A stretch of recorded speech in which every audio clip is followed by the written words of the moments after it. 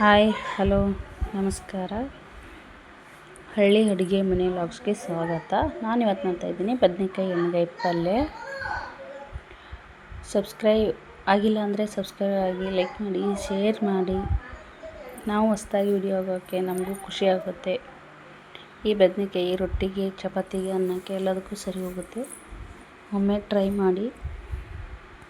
ಈಗ ಬದನೇಕಾಯಿ ನಾನು ಉಪ್ಪು ನೀರಲ್ಲಿ ಹುಳಿ ಹಾಕ್ಕೊಂಡಿದ್ದೀನಿ. ಒಂದು 4-5 ಅದು ಅಷ್ಟು ಸ್ಕಿಪ್ ಆಗಿದೆ. ಇವಾಗ ಒಂದೆರಡು ಬದನೇಕಾಯಿನ ಚಿಕ್ಕ ಚಿಕ್ಕದಾಗಿ ಹುಳಿ ಹಾಕ್ಕೊತೀನಿ. ಹುಳಿ ಚಿಕ್ಕ ಚಿಕ್ಕ ಯಾಕೆ ಹಾಕ್ಕೋತೀವಿ ಅಂದರೆ ಅದು ಗ್ರೇವಿಗೆ ಅದು ಬದನೇಕಾಯಿ ಚಿಕ್ಕ ಚಿಕ್ಕಾಗಿ ಹೋಳು ಹಾಕ್ಕೊಂಡಿದ್ದು ಚೆನ್ನಾಗಿ ಬರುತ್ತವೆ. ಅದಕ್ಕಂದೆ ನಾನು ಹೋಳು ಹಾಕ್ಕೊತೀನಿ. ನೀವು ಹೀಗೆ ಹೋಳು ಹಾಕ್ಕೊಳ್ಳಿ. 2 ಬದನೇಕಾಯಿ ಸಾಕಾಗುತ್ತೆ.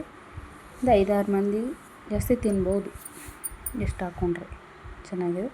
ಇವಾಗ ನಾನು ತೊಳೆದಿನಲ್ಲ, ತೊಳೆದು ಇಟ್ಕೊಂಡಿರೋದು ಅದು ಸೈಡಿಗೆ ನೀರು ತೆಗೆದಿಟ್ಟು ಈಗ ಶೇಂಗಾದು ಪುಡಿ ಹಾಕ್ಕೊಂಡಿದ್ದೀನಿ. ಶೇಂಗಾ ಪುಡಿನ ನಾನು ಚೆನ್ನಾಗಿ ಹುರಿದು ಶೇಂಗಾ ಪುಡಿ ಮಾಡಿ ಇಟ್ಕೊಂಡಿದ್ದೀನಿ. ನೀವು ಶೇಂಗಾ ಪುಡಿ ಇದ್ದರೆ ಹಾಕ್ಬೋದು, ಇಲ್ಲಾಂದರೆ ಶೇಂಗಾ ಹುರಿದು ಪುಡಿ ಮಾಡಿ ಹಾಕ್ಕೋಬೋದು. ಶೇಂಗಾ ಪುಡಿ, ಖಾರ ಎಣ್ಣೆ, ಮಸಾಲೆ ಖಾರ, ಅರಿಶಿಣ ಪುಡಿ, ರುಚಿ ತಕ್ಕಷ್ಟು ಉಪ್ಪು ಹಾಕಿದ್ದೀನಿ. ಈಗ ಒಂದು ನಿಂಬೆ ಹಣ್ಣಿನ ಗಾತ್ರದ ಹುಣಸೆಕಾಯಿ ನಾನು ಮುಂಚೆ ನೆನೆಸಿಟ್ಕೊಂಡಿದ್ದೆ. ನೀವು ನೆನೆಸಿಟ್ಕೋಬೋದು. ನೆನೆಸಿಟ್ಕೊಂಡಿದ್ದೀನಿ. ಹುಣಸೆಕಾಯಿ ಇಲ್ಲ ಅಂದರೆ ನಿಂಬೆಹಣ್ಣು ಹಾಕ್ಕೋಬೋದು. ನಾನು ಹುಣಸೆಕಾಯಿ ಹಾಕ್ಕೊಂಡಿದ್ದೀನಿ. ಇದು ಚೆನ್ನಾಗಿ ಕಲಿಸ್ಬೇಕು. ಇಷ್ಟು ಮಸಾಲೆ ಹೀರ್ಕೋ ತನಕ ಕಲಿಸ್ಬೇಕು. ನಾವು ಎಷ್ಟು ಚೆನ್ನಾಗಿ ಕಲಿಸ್ತೀವಿ ಅಷ್ಟು ಮಸಾಲೆ ಗಟ್ಟಿ ಆಗುತ್ತೆ, ಅಷ್ಟು ಚೆನ್ನಾಗಿ ಬರುತ್ತೆ, ರುಚಿ ಬರುತ್ತೆ. ನಾವು ಅಷ್ಟು ಕಲಿಸ್ತೀವಿ.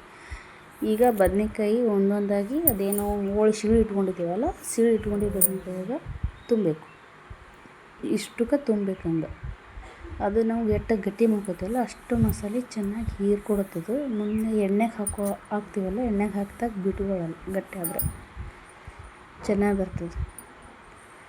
ಚೆನ್ನಾಗಿ ಈ ರೀತಿ ತುಂಬಿಕೊಂಡು ನಾನು ಹೇಗೆ ತೋರಿಸ್ತಾ ಇದ್ದೀನಲ್ಲ ಹೀಗೆ ತುಂಬ್ಕೊಳ್ಳಿ. ತುಂಬ ಚೆನ್ನಾಗಿ ಬರುತ್ತೆ. ಇದು ಬ್ಯಾಚುಲರ್ಸ್ನು ಮಾಡ್ಬೋದು. ಅಷ್ಟು ಈಜಿ, ಭಾರಿ ಈಜಿ. ನಾವು ಅದು ಹಾಕಿ ಇದು ಹಾಕಿ ಅಂತಿಲ್ಲ. ನಾನಿದು ಮಸಾಲೆ ಖಾರ ಹಾಕಿರೋದು ನಮ್ಮ ಮನೆಯಲ್ಲೇ ರೆಡಿ ಮಾಡ್ಕೊಳ್ತೀನಿ. ನಾವು ಉತ್ತರ ಕರ್ನಾಟಕ ಸೈಡಲ್ಲಿ. ನಿಮಗೆ ಮಸಾಲೆ ಖಾರ ಬೇಕು ಅಂದರೆ ಕಮೆಂಟ್ ಮಾಡಿ, ನಾನು ಒಂದು ವಿಡಿಯೋ ಮಾಡಿ ಹಾಕ್ತೀನಿ.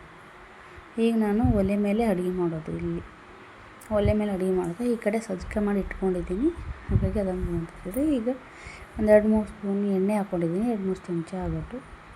ಈಗ ಅದಕ್ಕೆ ಸಾಸಿವೆ ಜೀರಿಗೆ ಹಾಕಿ ಸಿಡೋದಂದ್ರೆ ಒಂದೆರಡು ಈರುಳ್ಳಿ ಕಟ್ ಮಾಡಿ ಚಿಕ್ಕ ಚಿಕ್ಕದಾಗಿ ಹೀಗೆ ಇರಬೇಕು. ಇಷ್ಟು ಸಣ್ಣ ಕಟ್ ಮಾಡ್ಕೊಂಡು ಹಾಕ್ಕೊಳ್ಳಿ.